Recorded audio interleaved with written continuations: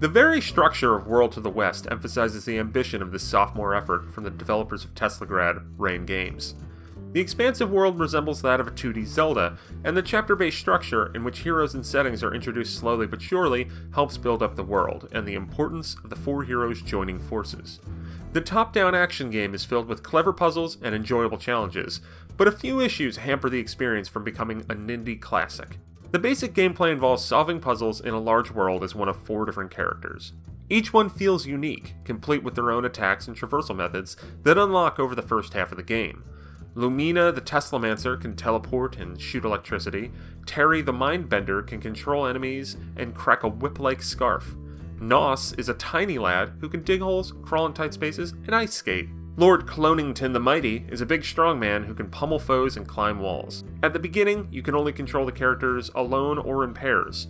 It isn't until roughly halfway through that you can control all 4 at once, but since switching between characters can slow the pace down dramatically, that might be for the best.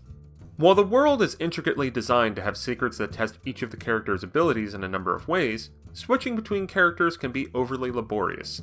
You can only switch when at checkpoint warp totems, but even when you're there, you might not be able to switch to that character or that totem.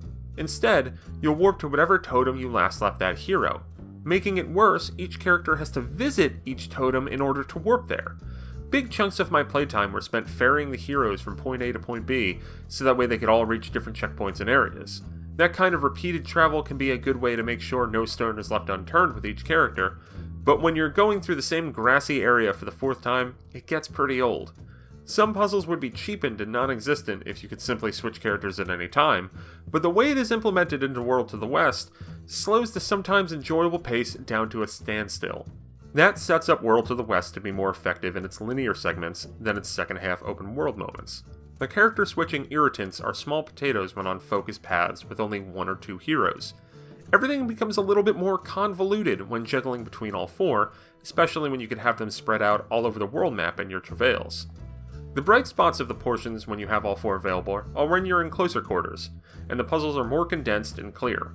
It's when seeking unlockables or journeying through the sizable map that the separation of the characters becomes more trying. The exploration woes are especially the pits because the puzzles spread throughout World to the West are, well, they're really good and novel, making fine use of the combination of different abilities in unique ways. They are at war with the monotony of seeing the same locales 4 times over. The fact that I got tired of wandering this expressive and elegant world truly highlights the problems.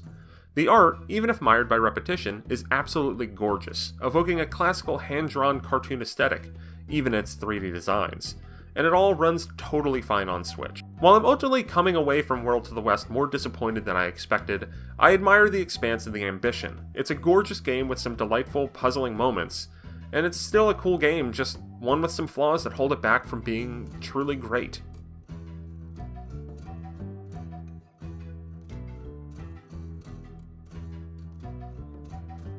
For more content like this, go to NintendoWorldReport.com, or you can also check out more videos here on Nintendo World Report TV. Please like and subscribe.